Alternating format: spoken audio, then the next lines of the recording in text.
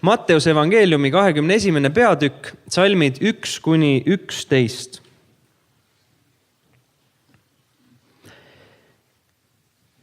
Ja kui nad jõudsid Jeruusalemma lähedale ja tulid Betfage poole Õlimäele, siis läkitas Jeesus 2 jüngrit ja ütles neile: minge külla, mis on teie ees, ja kohe te leiate kinni seotud emaeesli ja säluda juures. Päästke need valla ning tooge mulle. Ja kui keegi teile midagi ütleb, siis vastake: Issand vajab neid. Ta läkitab nad peatselt tagasi. Aga see on sündinud, et läheks täide, mida prohveti kaudu on räägitud.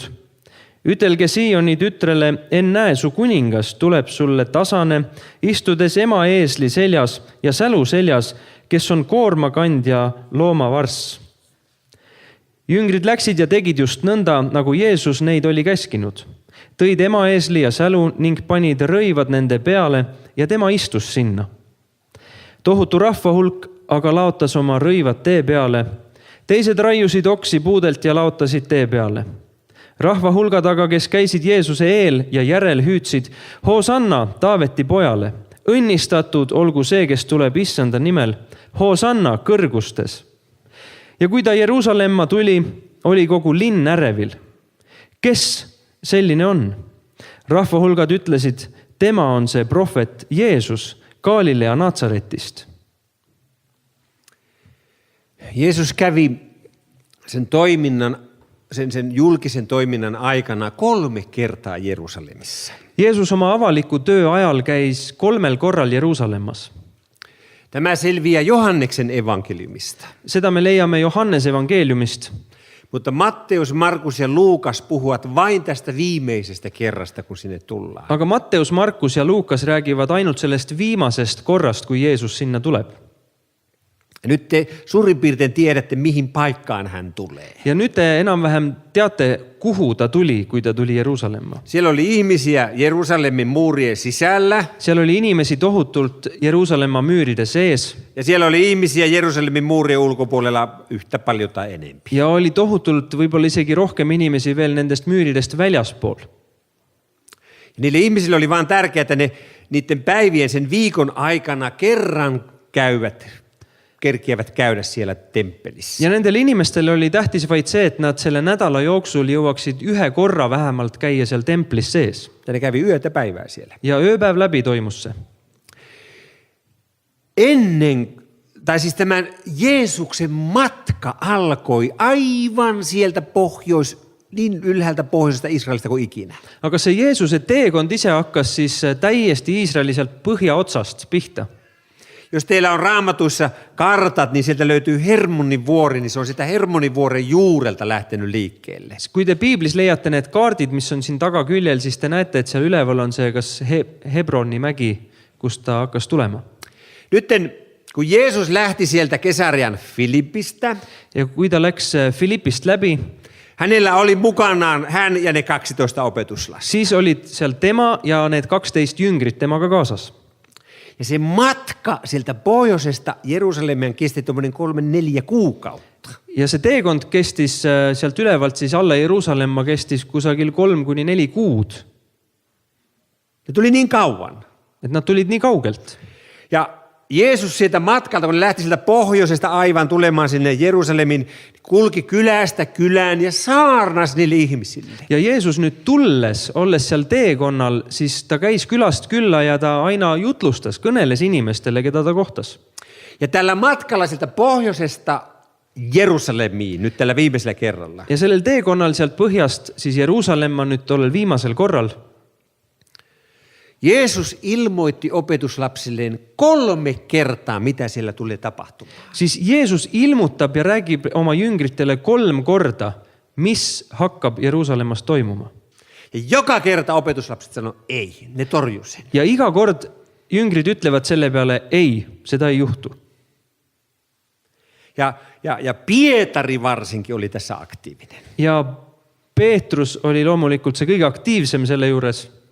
Siis huomatkaa, kun he tulivat Jerusalemiin, niin opetuslapset eivät uskoneet sitä, mitä siellä tulee tapahtumaan. ja pange nüüd tähele, et kogu selle teekonna ajal, kui nad olid teel Jeruusalemma poole, siis jüngritki tegelikult ei uskunud, et need sündmused hakkavad seal päriselt ka toimuma. Koska opetuslapset odotti aivan loppuun saakka, että tämä on se kuningas, joka ottaa sen maanpäällisen vallan. Sest jüngrid lõpuni välja lootsid, et see Jeesus on tõesti see kuningas, kes võtab siin maa peal selle väe ja võimu. Ja Jeesus kertoi, että ei. Ja Jeesus ütleb kogu aeg, et ei, Hän tulee kärsimään, ma hoopis kannatan, hänet tuomitaan, minu üle mõistetakse kohut, hänet surmataan mind surmatakse ja hän nousee 3. päivänä kuolleista. ja et ma tõusen ka 3. päeval üles surnuist. Ei, ne sanoo. Jüngrid ütlesid ei, Ne ei ymmärtäneet. nad ei saanud lihtsalt aru. Ja tämä on taas meille tärkeä huomio, jotta me ymmärtäisimme, miksi ne käyttäytyy niin kuin ne käyttäytyy. Ja see on nüüd meile oluline tähele panna, et me saaks aru, et miks nad niimoodi nüüd käituvad, nagu nad käituvad. Kun Jeesus lähti täältä Hermonin vuorelta tulemaan täältä pohjoisesta ylhäältä, Kui Jeesus sealt põhja poolt hakkas alles tulema, niitä oli Jeesus ja 12, oli Jeesus ja need 12 jüngrit. ja viimeinen tällainen pysäkki ennen Jerusalemia oli Jeriko. Ja viimane peatuspaik enne Jeruusalemma oli Jeriko. Ja kun ne lähti sieltä sitten Jerusalem on tässä, niin Jeriko on täällä lähellä jo aivan. Siis Jeriko on seal Jeruusalemma juba suhteliselt lähedal.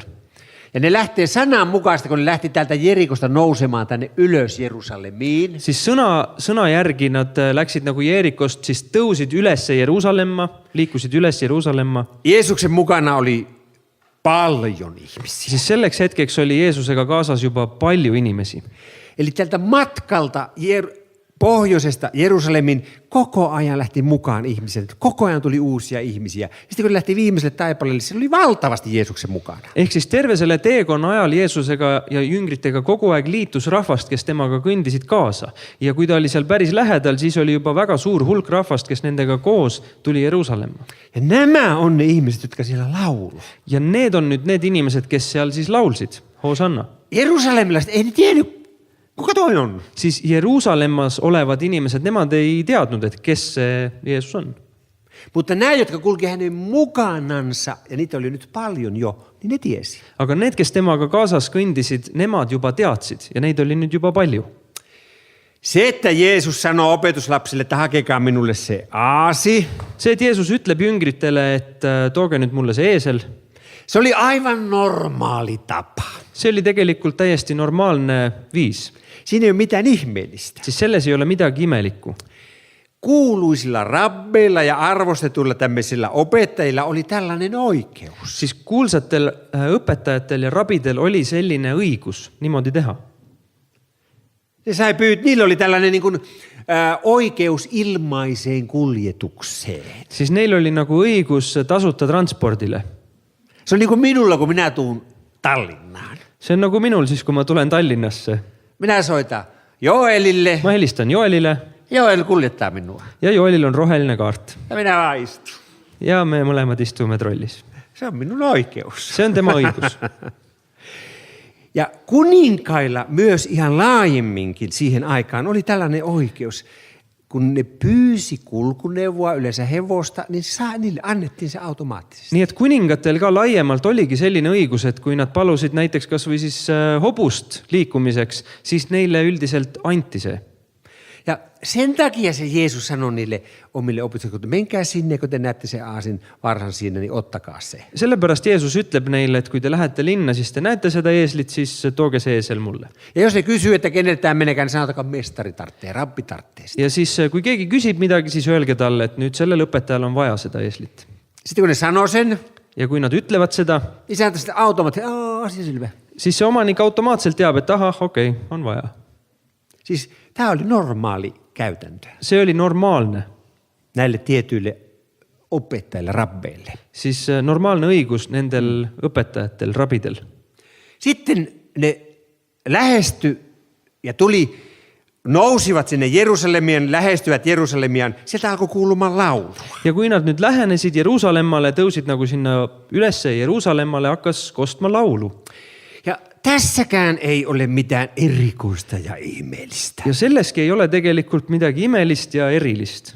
Nimittäin suurten juhlien aikana, näiden 3 suuren juhlan aikana Jerusalemissa oli sellainen tapa. Nimelt nende 3 suurema püha ajal Jeruusalemmas oli selline komme. Kun pyhin vaeltajat lähestyivät Jerusalemia, Kui palverändurid siis lähenesid Jeruusalemmale, niin siellä muurien päällä, siis müüride peal siellä oli paljon ihmisiä ottamassa heitä vastaan. oli palju inimesi, kes neid vastu võtsid Ja ne alkoi laulamaan. ja nemad hakkasid nüüd laulma. Ja ne laulo psalmin 118 mukaan Ja nad tehtyä laulsid laulua. psalm 118 sõnadega. Muureilta ihmiset saattoi laulaa Hoosiannaa, oi Herra auta. Nad võisid laulda sealt müüride pealt siis Hoosianna või Issand aita. Ja nyt nämä, jotka saapuvat sinne Jerusalemiin, he vastasivat, oi Herra, anna menestys Jerusalemille. Ja siis need, kes tulid nende müüride poole, nagu lähenesid sinna linnale, siis nemad laulsid nagu vastu, et Issand anna armu linnale, Jeruusalemmale. Ja nyt taas muurilla olemat ihmiset vastas ja lauloivat, että siunattu olkoon hän, joka tulee Herran nimeen. Ja need müüridel olevad laulsid siis selle peale omakorda vastasid lauluga õnnistatud on, kes tuleb Issanda nimel. Ja taas nämä pyhivaltajat, jotka tuli, niin ne laulo takas, että me siunaamme teitä Herran huoneessa. Ja need, kes tulid, need laulsid uuesti vastu müüril olijatele, et me õnnistame teid Issanda hoones olijad, Issanda kojas olijad. Siis oli aivan luonnollista, että se joukko, joka kulki Jeesuksen mukana, alkoi laulamaan. Nii et see oli täiesti ka loomulik, et see hulk, kes Jeesusega nüüd kaasa rändas sinna Jeruusalemma poole, nad hakkasid justkui laulma ühel hetkel. Ja kun Luukkaan evankeliumista lukee tämän kuvauksen, Ja kui seda pilti lugeda Luuka evangeeliumist, niin huomaa, että opetuslapset alkoivat laulamaan ja laittamaan vaatteita sille tielle, missä se Jeesus sen aasin kanssa kulki. siis saab lugeda sealt, et jüngrid olid need, kes hakkasid laulma ja panid riideid ja oksi sinna teele, et Jeesus saaks eesliga siis minna. Ja lapset innostui aina tästä. Ja lapstele see alati meeldis. Lapsista oli hauskaa, kun tulee uusia ihmisiä Jerusalemiin. Laste meelest see oli ikka äge, kui tuleb uut rahvast Jeruusalemma. Ja ne yhtyi näihin lauluihin. Ja nemad ka laulsid kaasa. Ja ne yhtyi näihin huutoihin. Ja kõikide nende hüüetega läksid kaasa. Mutta Jeesuksen kohdalla kävi niin. Aga Jeesuse puhul juhtus nii. Kun ne alkoi nämä vuorolaulut, Kui hakkasid need vastakuti laulmised seal müüri peal, niin nämä Jeesuksen mukana olevat ihmiset osoittikin sen Jeesukselle. siis need Jeesusega koos olnud inimesed justkui osutasid need laulud Jeesuse isikule. Ja sen takia siellä joku niin kuin hermostui tai hämmentyi tästä tilanteesta. Ja seepärast seal keegi nagu võis siis hämmastuda sellest olukorrast. Jeesus tulee Jerusalemin viikkoa ennen ylösnousemusta. Jeesus tuleb enne paasapüha, nädal enne paasapüha tuleb Jeruusalemma. Noin viikkoa ennen. Umbes nädal. Ja nyt kun hän tulee sinne, siellä tapahtuu merkillisiä asioita. Hän puhuu merkillisiä asioita. Hän puhuu merkillisellä tavalla. Ja seuraavan laulun kuluttua me mennään näihin asioihin. Ja kui Jeesus tuleb nüüd sinna, siis ta räägib tohutult olulistest ja tähenduslikest asjadest.